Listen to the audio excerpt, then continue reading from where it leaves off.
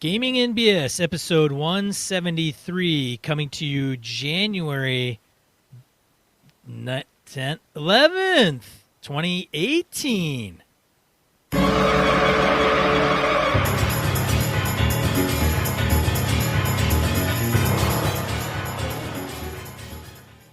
Welcome to Gaming NBS, a tabletop RPG podcast. I'm one of your hosts, Sean. And I'm Brett. Welcome to the show. Welcome back. I probably sound like I smoke Lucky Strikes at this point. Brett. I've got back. I've got con voice, man. He's from the EverCon. Yeah. EverCon!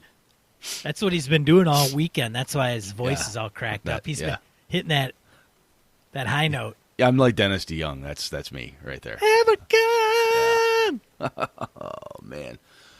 Oh. So, yeah, EverCon happened this last weekend. It was freaking awesome, man. We had... it's the best one we've had. We've had the best attendees numbers-wise. I don't know the official count, but from a pure asses in seats doing some real gaming, it was the best one we've had. Last Hope LARP team did great. Thank you. I still have this horrible cough. The Last Hope LARP team was awesome. The attendees were great. Some of our staple folks were there that had told me, hey, I'm going to come and run games. So Corey Wynn came down and did that. His brother Dave. Their other brother came down too. I forget his name. He was there. Alex Cameron, of course, was there, ran some stuff. My buddy Lenny's running. Beta had, last year, he had 4 board game sessions that he'd set up. And because it was such a new venue and everything, he had a lot of no-shows. You know, we're like, okay, we'll give it a shot, see how this year goes. He had full tables every time. Every time I turned around, the RPG area was loaded down. The board games loaded down. Open gaming was full. It was fun. It was really, really good. Really good. We had, lady came in. My wife was working the front desk because she's super helpful and wants to help with the con. And she says, hey, I came here because of this podcast, Gaming NBS. That's crazy. It was awesome. And my wife goes, hey, that's my husband, Brett. Oh, cool. Nice to meet you, Susan. Oh, great. And she goes, there he is. And she comes up to me. She says, Sean there? And I said, no, Sean doesn't love me anymore. We broke up. No, I didn't say that. I said, nope, Sean wasn't able to make it because he wasn't. But, and she had some really good things to say about my opinion on emergent character backgrounds, and used her really kick-ass Earth Dawn game that she's in as a very solid example of why I'm right and Sean is wrong. The problem here is I can't quote my source because I'm a dumbass. In the middle of all the people I'm meeting and running, I cannot remember her name. So I'm a complete moron. She probably lives in the Niagara Falls area too, Brett. Niagara Falls? That would be odd. I don't know why that reference comes into mind. There was a movie that somebody accused a young male teen something, and then they the joke is that they have a girlfriend that lives in Niagara Falls. Oh. So the joke is that they don't really exist. And I don't remember what movie or character or what it was. See, that's my problem, right? Right. I've got this really cool story. I've got a listener, and, you know, her gamers are with her, and they're back in my play. I can't name names because I forgot. I should have written it down. I am so sorry. So, if after this horrible, shitty apology, you hear this, and if you would please write in and tell us who you are. You know, you stop being that person. Tell us who you are. Remind me, and I will apologize again next episode. But it was really cool. We had a number of faces when Alex was walking around after he got done running. Damn it, excuse me. I went through dealer hall, does his thing. He comes back up. He says, "This is legit, dude." He said, "You've got some serious games, some Robotech going on, some first E, 2E stuff." He said, the guys running it know what the hell they're doing. So he said the one gal down there is kicking ass running a 5E game. He said, you got some good games, you know. And he said, I'm seeing faces that I see at GameholeCon. And I'm like, good. That made me very happy because I wanted to make sure that people from down there knew about it and came up. And we did have one game master from down there who happens to live not that far from Wausau, who came here for the first time this year. His name is Aaron, and he had a great time. And anyway, it was really, really cool. And for those of you who came out, if I did not get a chance to say hi to you, or if you said hi to me, told me a great story, and I'm a douchebag and I completely forgot your name, I am sorry. But thank you to everybody who came down. I know Kevin drove all the way from the Twin Cities to come down. People came, Chris Steele, his lovely wife Cindy, and Josh, they were up. running games, having a good time. They seem to have a lot of good time. Sydney is such a hoot. I love that lady. She's so much fun. Chris's wife. Anyway, they were there. It was great. So, yeah, it was just, I'm exhausted. I'm still so tired. We finished packing up today, and then I drove back home. So, anyway, it was great. Thank you, everybody who came and helped us out. So, it was a lot of fun. Yes, I wish I had been there. I will regret it. Well, what the good part is that Sean should be coming to GaryCon with me this March, which means when you see Sean at GaryCon, you can give him shit for not helping me at EverCon. So there's always that upside from my perspective. Fair. That's fair. That's fair. That's fair. All right. Well, we're glad that it went well, and it went without a hitch for the most part. Yes. For all parts, actually. Not a hitch to be said about it. No. So, yeah. Okay. Well, great. It sounds like it's coming into its own. I think it is, and it made me pretty damn happy. So that was awesome. All right. Well, excellent, Brett. All right. Let's move on to Random Encounter. Random Encounter. This is a segment of the show that you should know what we're talking about by now. If this is your first episode, this is as abusive as we are to you. You didn't start at 1. Oh, yeah, you're supposed to start at 1 and work your way forward. Man, Everybody knows that. We haven't used that one in a while. Well, it's a staple at this point. It's well known. However, it does do good to bring it up and remind people, because some people are forgetful, like me, who I can't remember a listener's name because I'm an idiot. But right. All right, you start. So we have quite a bit of feedback from episode 172, You Meet in a Tavern. Jared Rasher on Google Plus comments, when you look at the actual media that informs D&D, meeting at a tavern is actually very much in genre. Conan hangs out in taverns. Fafhrd and the Gary Mauser have a favorite tavern where they are often found. And once the story starts to pick up, even the Lord of the Rings technically kicks into gear when the hobbits meet Strider in a tavern. Many people view D&D as heroic fantasy in general, but the actual media that informs it is actually part of a more narrow band, where you actually have people that are proactive and motivated by getting rich and or famous. Being motivated by being rich and or famous may not speak to being motivated by moral issues, but being proactive speaks to jumping on a hook that might have some kind of payoff. Even Bilbo, who was a character that didn't have an adventuring background, decided to go on the adventure even though it didn't fit his background. If you made a character that it isn't going to follow up on an adventuring hook at the beginning of a campaign, you made the wrong character, and that's not the GM's fault. Sure, eventually a character that has played a few sessions might realize this isn't what this guy would be doing, but that's a character development, and that's something to discuss with the GM.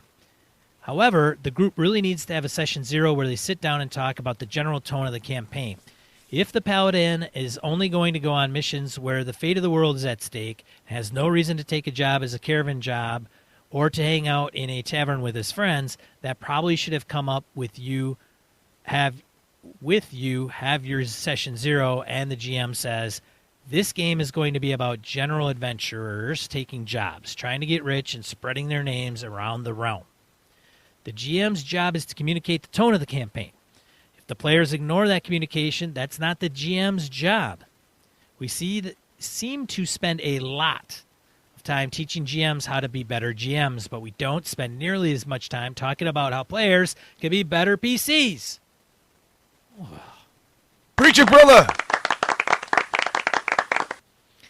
The GM isn't there to tailor everything to you. They are there to take things you feed the GM and use that to entertain everyone, including themselves. If you aren't feeding the GM anything, you aren't holding up your side of the equation. I have seen people criticize Fantasy Flight as putting out 3 Star Wars RPGs as a cash grab, but there's a lot of logic behind separating the core concepts of Star Wars the way they did.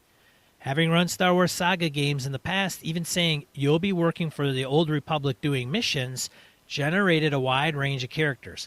I had a Jedi, smugglers, soldiers, and nobles, and I had to figure out why the smuggler was working for the Republic long term, what kind of missions would keep the soldiers and Jedi busy while the noble did their thing, etc. Having the game split the way they were helps to set expectations and tone before you even have your session 0.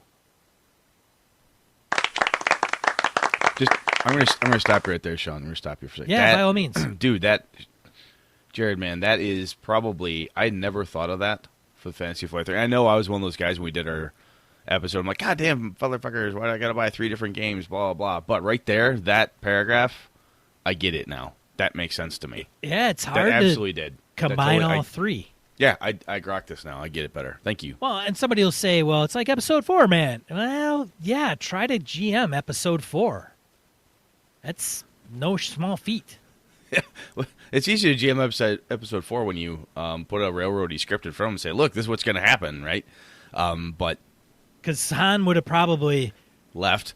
Said, well, he would have probably taken Obi-Wan's frickin' money, Ben Kenobi's money, ousted Luke Skywalker out the frickin' air shaft, and, that would have been it. And sold Princess Leia to the highest bidder because, hey, I need the money. Job was on my ass. Anyway, carry on. As an aside, what's my motivation seems to be a contagion once it gets going. I had this happen in a Pathfinder adventure path. The characters were told, you are in X region, and you should generally have a vested interest in keeping this region safe. As soon as one player wasn't sure how one of the major side quests tied into the main storyline, they asked that question. But as soon as they did, other players started to question that as well. The suspension of disbelief started to fall apart at that point, and it was even harder to recover. In that case, I'm not saying players should not question adventure components that they aren't enjoying. That said, if you are a player, I'd say that you should maybe ask the question outside of the session, ask it as a player, and not through the lens of your player character. I'm not seeing how this ties into the overall story. I would be having more fun if I could see why our characters are doing this. Is a request that a GM can work with. My character wouldn't be motivated to do this is a roadblock that shuts everything down. Sometimes there might have been a bit of information that the GM forgot to provide, and you can flash back to what the PCs were to pick up on originally. Sometimes the disconnected section isn't going to last much longer, and the GM can shortcut to the thing the PCs were supposed to find. But making a statement that the adventure isn't working for your character is just throwing up a huge stop sign and pulling back the curtain on the campaign. Some GMs make mistakes. Some adventure paths start off strong and then have really weak connections later on. But the group is working together to have fun. It's not just the GM's job to make the campaign work, no matter what the expectations of the players might be. Dude, Rasher does not disappoint. I mean, if he's going to write in and tell you something, he's not kidding. Well thought out. That is well done. I like it. Yeah, he posted that, and I'm like, that's lengthy, but very valuable and right on. And there is a debate. I played devil's advocate. Roger Braslett was in there, and I said, hey, here's what I'm thinking, and I just kind of threw them some curveballs. Not really, just to be antagonistic, but yeah, I don't disagree with any of that. I don't know who would. Oh, exactly. What? I mean, really? Dare. But yes, so I wanted to put Jared's feedback in there. But if you want to know some more feedback in that thread, agree or disagree with Jared, there's some definitely some more folks that have chimed in. But we continue on with feedback on that episode, Brett. Yeah. Do you want to? I can read more. You can read more. Yeah, go ahead, man. Yeah. Yeah, Thomas Hook, he came in and he gave us this one. Excuse me. I feel that a tavern or some place similar is a fine place to meet and start an adventure. A lot of the meeting places will greatly depend on the adventurer's tone. Some adventures need for the PCs to know each other from the start, others it won't make a difference. I start a lot of my quests I run at a jobs board with postings for adventures wanted or help needed. The players then read the board and go with, ooh, let's check in this posting for a lost cat or gnomes missing from garden, or whatever the hooks are. This may not work for all DMs, as it can require a DM to have more than one adventure prepared, or it could be only the postings on the board, or each hook seems different because all the clues given or the names of the people asking for help. What's really going on is each of the hook leads to the same main adventure, but through different starting circumstances. Maybe the gnomes left the garden and kidnapped the cat for ransom. Obviously, not every adventure should start from a tavern, but it still works as a good starting point for many adventures. I think it works well with the West Marches style of play. Thank you, Thomas. I was just thinking that I was reading through here. and work with Westminster style play. Or it could work well for some low-level starts. I'm referring back to show 170. It could work really well for an emergent character creation adventure. As far as the player motivation goes, always feel, for me at least, the, quote, hey, someone else wants to DM, great, I'm in, unquote. As for PC motivation, by God, man, we're adventurers, onward and upward. I know there needs to be depth to an adventure. This always adds to the feel and the fun. This can also come along the way.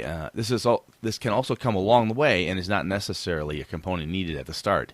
Even a paladin will hire on as a caravan guard to cut the expenses of traveling. Sometimes passengers on a ship can accidentally slip and fall into an adventure. There's always lots to be said about what makes a good DM, but have you ever heard gamers go on and on about how crappy players can be? Mostly I hear, oh, he's young or he hasn't played much. It always seems like a group of players concerned about how poor the DM was, and never a group of DMs talk about how big a butt the player is.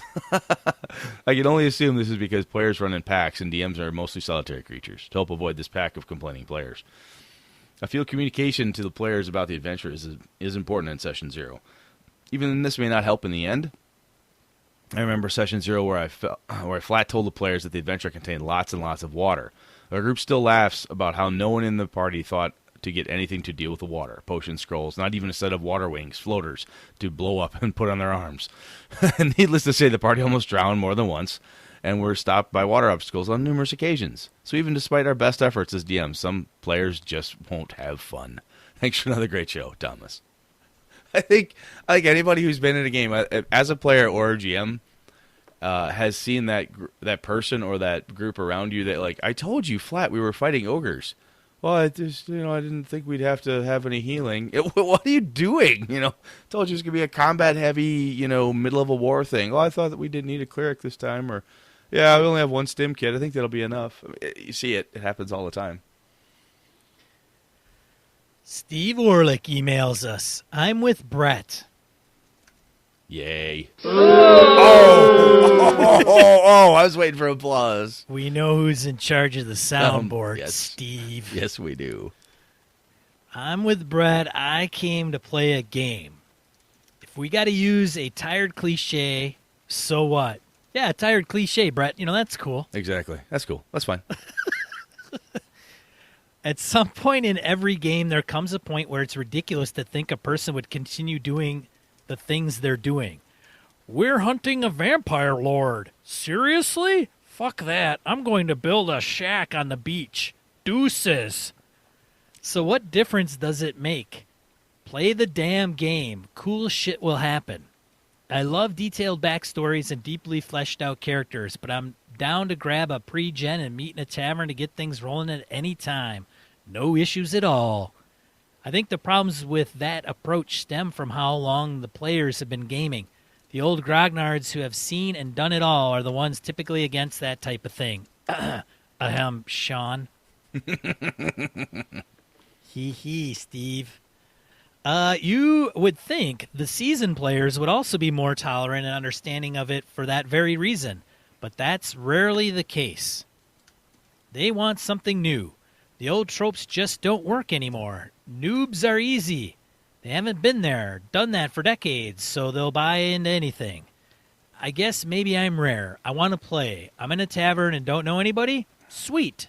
So what happens? Steve. Well, Steve, the DM punches you in the head. Nah, I'm just kidding. I just want to say I think Steve Orlick is a scholar and a gentleman. Of course. And I appreciate everything he has to say. I'm sure he's agreed with me somewhere. At this point, that doesn't matter. The past is the past. Now is now, Sean. Live in the moment. Live in the moment. Whatever happened before has no bearing on what we was just said. So I still like Steve. Well, he doesn't like you. Oh, that's okay. That's what I've been told. That's what That's I'm okay, reading. though. I've been trained. I've been trained to like people that don't like me. Is that why you talk to me? Shit. Brett? Sorry. I really wanted to get to EverCon. I really, really did. Oh, man. Oh, right hey, there. Where is it? Wow. Gus sleeping over there in the corner again. Kick in the groin with that one. Damn. Last one, dude. Wrap it up. Excuse me. They got me coughing. Hurt my feelings so bad. Mike Passwell came in and said, I think I always liked the idea of starting at an inn. I used to use that setup a lot, but I think I used it as a crutch for lack of better options and creative who's a what's-its. A simple inn is easy to describe and could just as well have been a battlefield, a marketplace, or a royal court if I had put some work into it. In a cursory listen, it seems like you two are in agreement that it's less important where the party starts, just as long as they care about it and what they're doing together. It's also good for the DM, GM, judge to make sure that everyone is on terms with the fact that the game is Dungeons & Dragons, not dickwads and douchebags. I've rambled enough. I hope this makes sense. Cheers, guys. Happy New Year, Mike. You know, Mike. Dickwads and douchebags. I'm gonna publish that game tomorrow. I think it's got some. I think it's got some legs. Yeah, it's a bunch of guys I used to go to high school with. Anyway, I think Mike, tongue in cheek there, right, is with what Mike's saying is that I think he's dead right. I mean, he kind of probably cut right through the BS to the heart of our discussion, which was, you know, it's not initially where they start, but, you know, get in the game type of thing. You know, you agree we're going to do this? Good, let's go and do it, and let's not mess about with the rest of it. So, I think that's important. Well learned lesson, Mr. Passwell. Thank you, sir. Yes, thank you everybody who's written in, commented on that particular episode. We appreciate it. Very, very, very well to do. Mm-hmm. Let's move on to the main topic, shall we? We shall.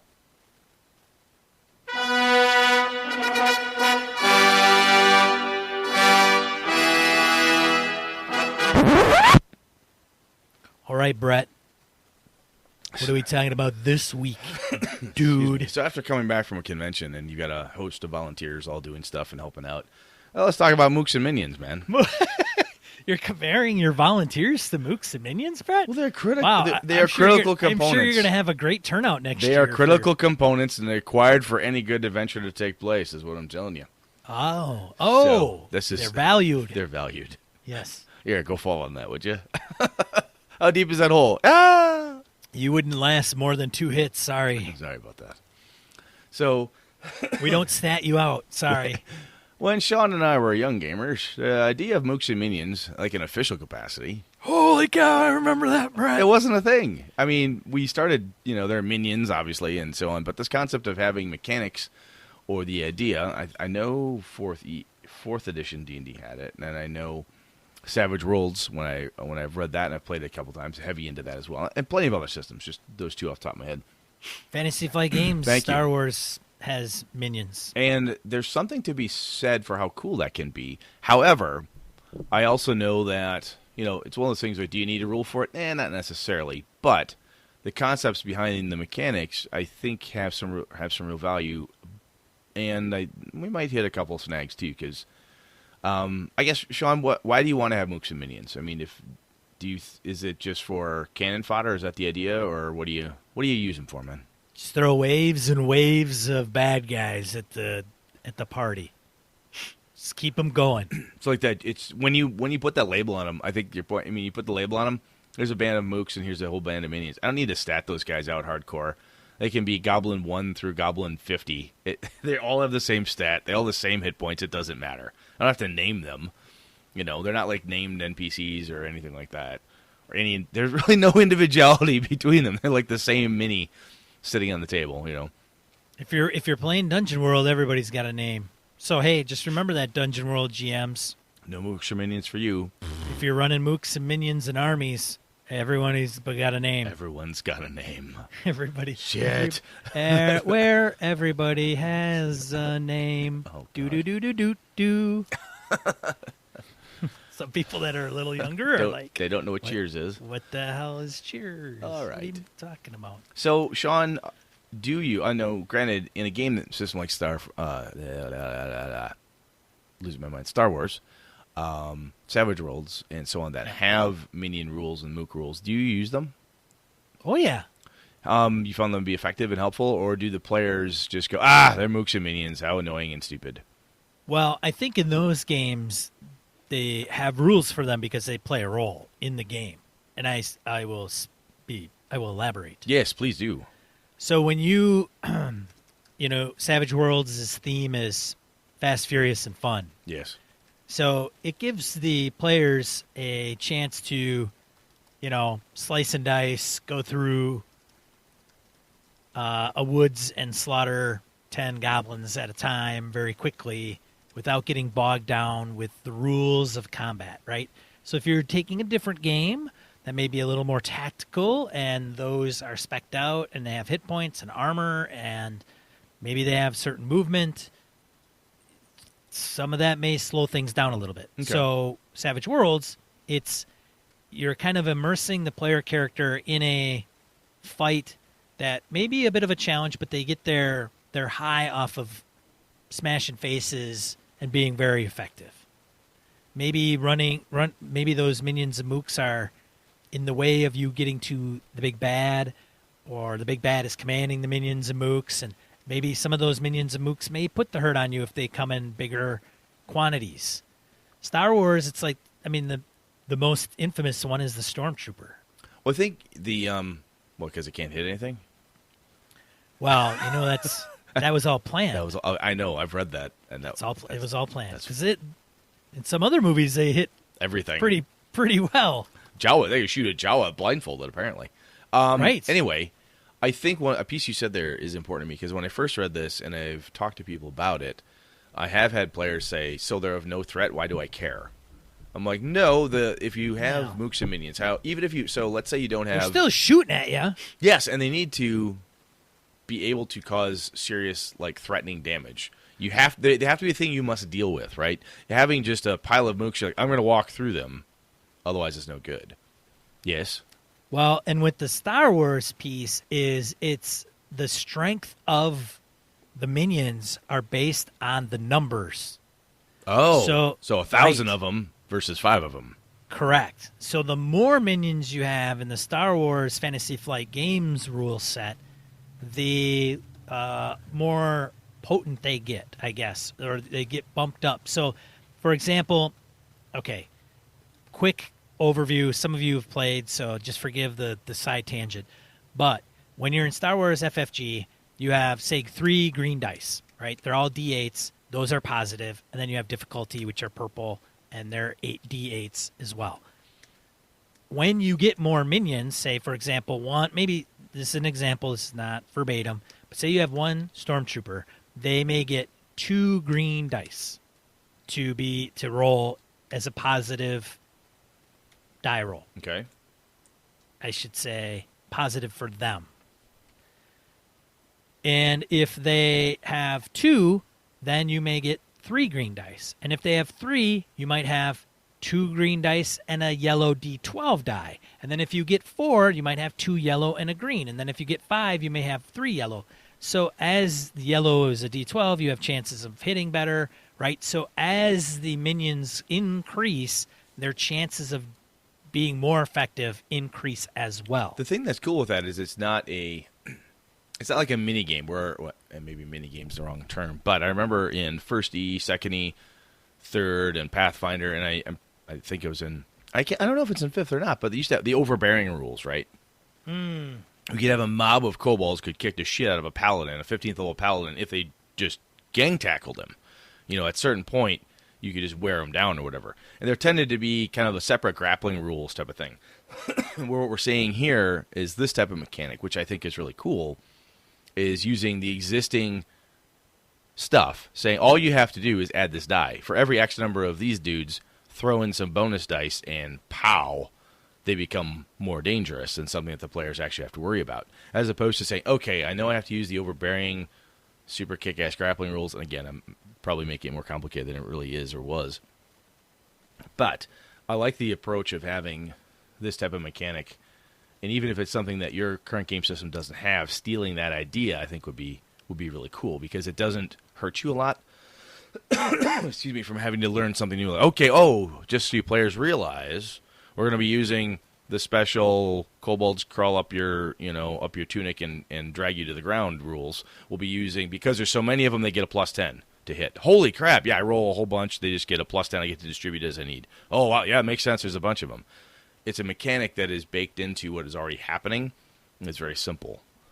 Or like in this case for the FFG stuff is adding the extra kick-ass dice to it makes sense. I like that. That makes a lot of sense. Yeah, it's called upgrading dice, right? Because it kind of has that method. But that's baked into the rules. Now, I agree with you, Brett. The only downfall to that is you get some people that, well, if you play FFG, Star Wars, that's the deal. I mean, you read the book, that's how they run. If you play 5e and you implement such a rule, some players may get turned off by it because then they're kind of, wait a minute now. Yeah. Where's this shit coming from? I think if you do that, you do it with a smaller group first. It's kind of like that test run. Like, hey, 6 of these guys jump you. Because there's more than 5, they get a bonus. Oh, really? Yeah, if there were 10, the bonus would be twice as much. Oh, good to know, Sean. I'll keep my eyes open because it could get ugly then. You know, it's not like an immediately overbalancing situation where like, fucking A, you know, it's not going to elicit the huge, or shouldn't hopefully elicit the huge, you know, table flipping moment. A thing you said there about dice escalation makes me, and I would need to reread my DCC combat rules and see if there's something in there around this too. But they have a die chain, you know. Yes, they do. You start with your D3, move up to a 30-sider. So it could be as easy as, hey, there's 20 of these little, you know, monster men that are charging at you. They all get to use the D24 to hit you. Oh, and when they go down to only 10, they got to go back to a D20. And when they're down to 5, they got to use a 14 or something like that, where they start at a certain number and then they de-escalate or escalate up as the numbers happen.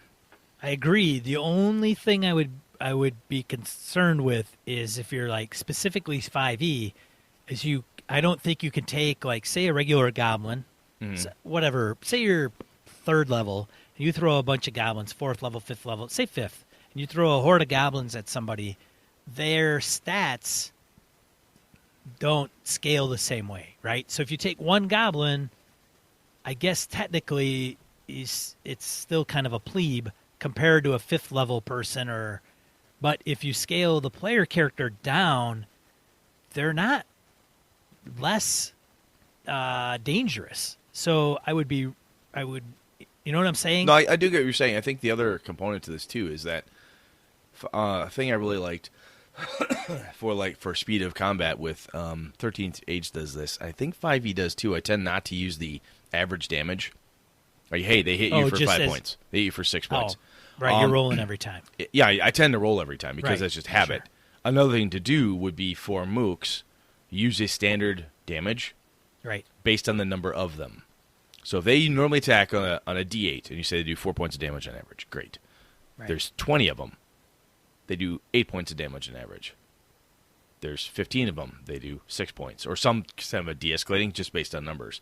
Again, it's not the end of the world because they're mooks. They don't have a lot of hit points. The players should be just fucking chopping through them, and their numbers should go down pretty quick. They're dangerous at first, which makes you want to deal with the numbers and get the numbers down smaller so they're at a lower average damage. Just a thought. I've never play tested that idea. It just came to me now, so I don't know if it. So I think it's not a bad idea and a bad approach. I think it would have to be tested out to see how that scales, right? I mean, if you take, what does that balance look like, right? Because D&D goes by a CR. So, if you take, and I'm not. What is a goblin? Well, I was gonna say, what is a goblin? A 1/2 CR, something maybe? like that, yeah. Right, 1. I mean, I'm not even a huge balance guy, but I don't. The last thing you want to do is accidentally TPK the people because, boy, this sounds like it'd be fun, and you just fucking slaughter the hell out of everybody. Like, wow, I didn't realize Jawas could do that. You got dead Jedi all over the place. Houdini, what the hell just happened? Yeah, you don't want to do that and go, wow, I didn't mean to do that, guys. I'm sorry, TPK. But then again, some people will be like, too fucking bad. Rules are the rules. I don't know. That's true. I get what you're saying, though. And it is something I think that's where I feel that concept of, hey, do it with a mob of 5 or 10 that the players could normally mop up pretty easily, you think? Or I don't know. Just start with a low number, throw it at them. After the combat's done, talk with the players and say, okay, let's extrapolate that. If I use that same mechanic, and if there are 20 of them, what would you have done? We'd have fucking run in terror. That's too many. Well, maybe that's okay. I don't know. Interesting. Yeah, so I think with D&D specifically, or any other game that doesn't incorporate a minions or mooks kind of approach, then you have to be careful you don't have to be careful of balance because you could give a shit, right? But that's the games that have it built in, like Savage Worlds and Fantasy Flight Games, Star Wars, or even Genesis, I guess we could start mentioning that game system since that's what the Star Wars FFG is based on. they have it built into that. So it's already, if you got 10 and they've got this, amount of dice pool, and same with Savage Worlds, they're down, out, whatever, no wounds. Mm-hmm. You hit them, they die, they're off the board. It's kind of the way built into the game, I guess is what I'm saying. So if it's not, then you have to be careful of what's the side effects. Yeah, because the idea of Mooks and minions is basically, and I think we may have failed to fully identify what the hell we're talking about, as is usual at the top of this. But the point is that these are hordes or small groups of, innocuous yet dangerous type of innocuous insofar as you don't have to know who they are. They're just like that. When the cultist, on the moon of Endor says "get them," you're just like, oh my god, it's these things are charging at me. I have to take care of it. It's tons of skeletons that the necromancer is using to attack the party or whatever. And I think I think you're right. And this is one of the reasons why some of these systems have them, that they have the building the mechanic into it. And I guess what I'm saying is that if you don't have it, and you say you really like 5e, I've not read all of the different. I have read the entire 5e system cover to cover. However, it doesn't mean I remember every freaking rule within it. So I'd have to go back and tear into it. If somebody has read it and goes, yeah, dude, there's totally minions and mooks rules, and they're on page 524 or 250 or whatever, that'd be great to know. But if you don't have it in your game of choice, I strongly suggest, this is one of the reasons why I like to buy new systems, is to pick out nuggets that would be helpful to use in another game. I'm not necessarily looking to have uber balance and everything, because again, I don't really fucking care about balance to a point. But just having a mechanic that that is consistent is the more helpful piece of it, right? So you're gaming and you're going along, say, hey, every time we run into this type of minion scenario in this dungeon of undead, we use this type of mechanic. And that just helps everybody plan and understand what's going on. And the whimsical, what the hell are you doing to me, is held within reason, as opposed to just being the capricious will of an angry god who's drunk on scotch or whatever your drink of choice happens to be. So, Sean, let me think about this. When I first read them, I thought, man, that just seems like a whole lot of waste, right? From a table perspective. Tons of things just for the party to have to wade through to get to the end. Whenever I've mentioned this in the past, I've had other players and game masters say, no, that's like a staple of the environment. Conan hacking his way through hordes, and what fighter wouldn't want to just barrel through a bunch of stormtroopers to get to the end of this thing? What Jedi wouldn't want to, why wouldn't Vader want to just beat the shit out of a whole bunch of rebels and just fuck up everything? Think how cool that is. And I think that's okay to a point, but it feels like that would get kind of dull to me after a while. If every time you turned around, you were just wading through mobs and mobs and mobs. Now, again, overuse of that cliche is probably the problem there, but when you have done it in Savage Worlds or in Star Wars and stuff with the Mook rules, do you ever get any blowback or anything from players like that wasn't that fun, it was just annoying? No, because I think they fall pretty quickly. Okay. And I think as long as you're not putting 20 at a time on the table. Fair enough. I mean, and if you do it in maybe a couple different waves. So, I mean, you could do, 5 stormtroopers, and then maybe 5 more come around the corner. And they could combine fire, maybe aim. But if you start taking shots, they're going to fall pretty quickly. Yeah. And same with Savage Worlds. I mean, you're talking like one hit and done, if that, for the most part. I guess does the one hit and done, is that boring though? Has anybody said that's just dull? Bang, he's done. Great, I'll waste 50 bullets, or I'll shoot 20 of them. Let's just get this done and we'll fight the bad guy.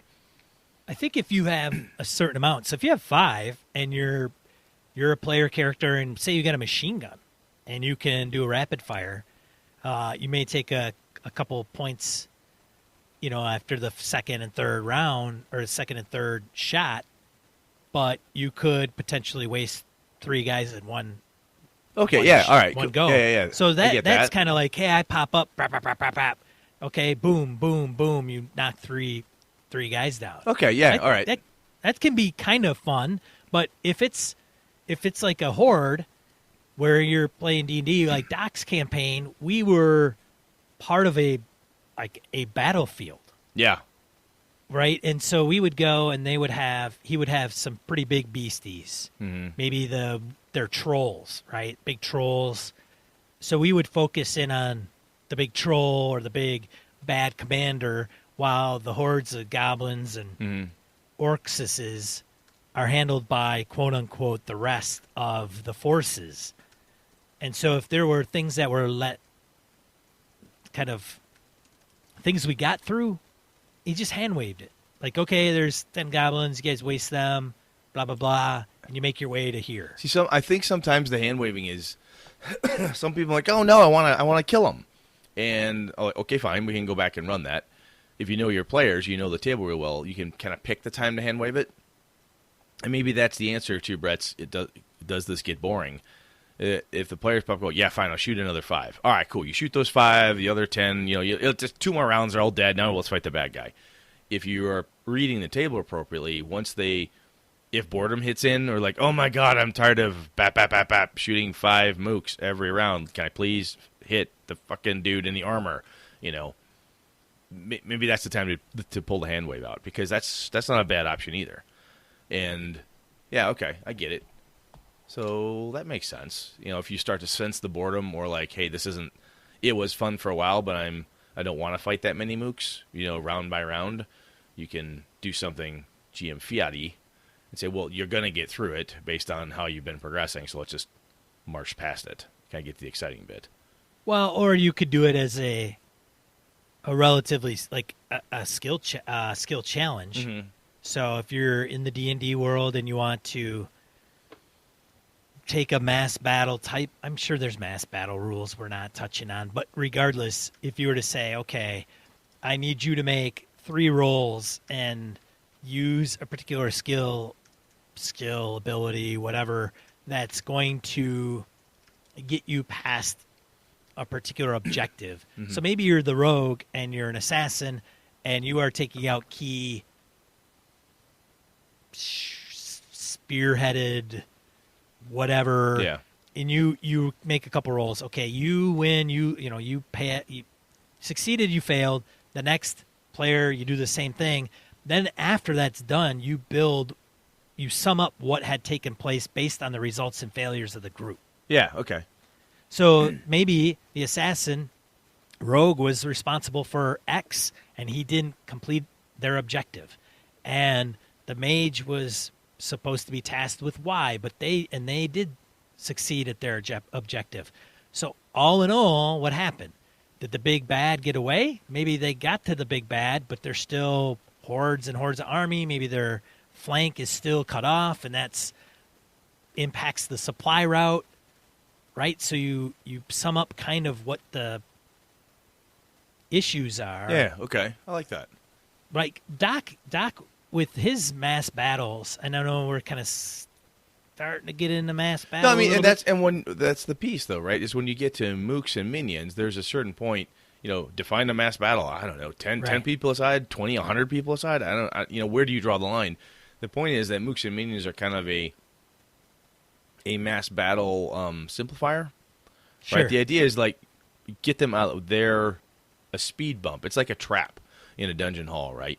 Very few characters completely die when they fall down a 10-foot pit. 5th level character goes, whack, god damn it, get me out of here. Right? It's a pit trap. It's a boulder trap. Right. It's whatever. It's poison. Fuck, it's annoying.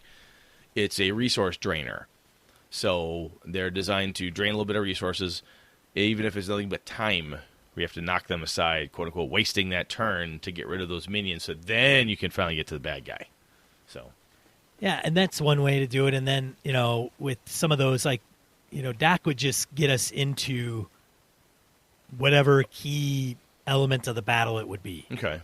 Right. So some of that stuff's kind of, I wouldn't say fluff, but it's to provide a bit of environment. So when you're looking at across the battlefield and you see all these ranks of mooks, minions you just slaughtered to get baddies, yeah, you eventually get there. Maybe it takes you so long, but you eventually get to where you need to go.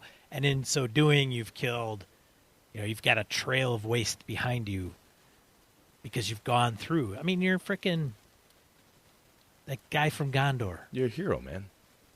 A hero. A hero. A hero.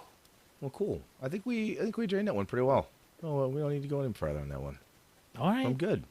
If you use Mooks or minions, obviously we mentioned the kind of rule set. First of all, what other rule set provides Mooks and minions? I'm sure the DMG's got alternative rules for covering Mooks and minions. Yeah, hell, Volo's Guide may have them in there too, and I just haven't gotten through that yet to piece all the chunks out. And if you're doing it, or if you've homebrewed it, what have you used that's really worked well, or how have you modified? Or hey, I stole this and used it in this game system. It seems to be universally decent for me. That would be good to know too. And I'm also really interested to see what your players have from a feedback perspective. My crew doesn't seem to mind them too much. I hear talk from people I run into. Yeah, my players are, as a player, I don't like that concept. I hear from some old grognards and such. I don't know if that's an actual thing or if it's just people being contrary while I was talking to them over beer. So I'm wondering if anybody doesn't like the idea or anything like that. It'd be cool to hear any and all sides to the sucker. So, sweet. Yeah. Let us know. You know the deal. Absolutely. All right. Getting into die roll.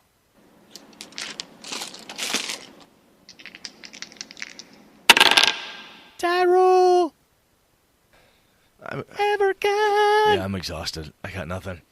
All right. I will start then. Good, do it.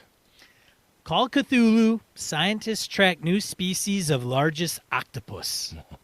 That sounds awesome. I don't know why we get so much Call of Cthulhu inspiration, and neither one of us. I run Call of Cthulhu. I know you do. I don't. Yeah, I actually. Yeah. Kevin hooked me up with a copy of the Call of Cthulhu, the Keeper's book. So I gotta parse through that sucker. The 7th ed. Yeah. Forrest the Gary says it's the best iteration yet. I know, and Forrest is no slouch when it comes to games. So no, I think Kevin isn't called Cthulhu for nothing. So he goes, I like it. I'm like, all right, I gotta give this sucker a look. I thought he was just a cult member. That too, but anyway. Second one, Axebane's Deck of Many Dungeons. Deck of Many Dungeons. Yeah, this is over at GameCrafter. GameCrafter's here in town, but obviously gamers who want to bring together their own product, they help with that. But it's really freaking cool. I think it's I don't know if it's 52 cards. I mean, it's like 54. I'm looking at it right now. Is it with 2 jokers, right? Packed with illustrations, full-color deck of 54 cards can journey over 1 million different dungeons. It's pretty freaking cool. Looks cool. And it's like $15. It is $15, yeah. I mean, I may get a deck the reviews on them are all 5-star on that site. And what you do is what are they called? Geomorphs? Yeah, they're each edge. Yeah, they're dungeon geomorphs, and they're regular playing card size. So you've got like a 4 of clubs, ace of diamonds, and you lay them together and you follow the dungeon map. Holy crap! I love this stuff. And I think it includes the description to each card. Yeah, so this one, monsters D6 plus PC's level, none, 1 Drogar, 1 carrion crawler per PC, bugbear chief. You got a little arrow to where it would be. Smells, none, burnt meat, urine, rotting flesh. Quest ideas. Monsters, where they put them next to the pit traps. Damn. That's pretty cool. Very cool. All right, my last one. Tabletop gamers are exploding on Kickstarter. Not gamers. Games. We don't want gamers to explode on Kickstarter. That would be bad. Very bad. But video games are flat. So it's an article by Charlie Hall. It's an observation. We had an individual at Gamehole Con 2 years ago, I believe now. Maybe a year ago. He was from Forbes, and he was specifically there for GameCrafter. Yes, he was. He was giving a talk about, he and I were engaging in a discussion about why tabletop games are kicking so much ass on Kickstarter. The percentage of games, tabletop-wise, that fund are like nothing else on there, at least in the gaming sphere. And he was like, why do you think that is? I'm like, man, I don't know. Video games are expensive, first of all. Gamers are awesome. You're just a loser suit from Forbes. Fuck off. Did you tell him that? Maybe not. No, I don't recall. I might have. If you see me at GaryCon this year, ask me why I'm making that joke right now. Anyway. Oh, you ask you? No, ask me. Yeah. Oh, I'll tell you. Anyway, carry on. That's all I got for die roll this week. We got one from Corey Wynn, don't we? Corey Wynn, Yeah. yeah, man. He doesn't give us too many die rolls, and he specifically emailed us. I think his subject line was die roll thingy. I love Corey. He's so fun. So RPG Net looks back at 2017. It's just kind of like, year in review type stuff, which is classic to do at this point. Last year, Sean and I did a, hey, what do you want to accomplish and so on. And this year we thought, well, maybe people don't care what we want to do. Let's just keep doing what we normally do and see what happens. But anyway, there's a whole lot of just stuff listed out there. Things that are out, products, and all sorts of cool stuff. So another good link. Thank you very much, Corey. Yeah. Thanks, Corey. All right, Brett. What in the hell are we talking about next week? I don't know, and I'm thinking, I wasn't positive what I would come back with. Would something hit me inspirationally from the con or whatever? And I'm thinking about another chunk of the player series after the conversation we had earlier today. So I think I'm going to dig into our player series bag and pull something out there. So it'll be another installment along those lines. Sounds fantastic. All right. Well, this has been another episode of Gaming in BS. I'm one of your hosts, Sean. And I'm Brett. Good night and good game and all. This episode of Gaming in BS brought to you with the help from the following listeners: Kevin Lovecraft, Joe Swick, Brett's biggest fan, Forrest Aguirre, Mark Anthony Benedetti, Eric Jeppesen, Sean Nicholson, Tim Jensen, Palladian, Remy Bilodeau, Jason Hobbs, Wayne Humfleet, James Carpio, Pure Mongrel, Lord Tentacle, Corey Johnson, Brandon Barnes, Dan LaValle, C.W. Mellencamp, The Lost Sailor, Todd McGowan, Misdirected Mark Productions, Old School DM, Jason, Christopher Gray, Finolf, Merkel Froelich, Eileen Barnes, Tony Sugarloaf Baker, Todd Crapper, Michael Drescher, With Static, Alexander Auerbach, Neil Benson, Ron Blessing, Chris Steele, Eric the Hoff Hoffman, Soldiers of Misfortune RPG, Christopher Lang, Curtis Takahashi, Gordon Cranford, Mark Tasaka, Larry Hout, Ray Otis, Eli Kurtz, Ron Bishop, Craig Huber, Xavier G, JV, John Hammersley, Derelict Radio, John Steve, Jared Rasher, Mark Richmond, Thomas Hook, Blake Ryan, Chad Glamon, Sky, Roger Braslett, Evan Harrison Cass, Craig, Howard Bishop, Christian Sexy Voice Serrano, Jim Fitzpatrick, Peter Scanis, and the Knights of the Night Crew.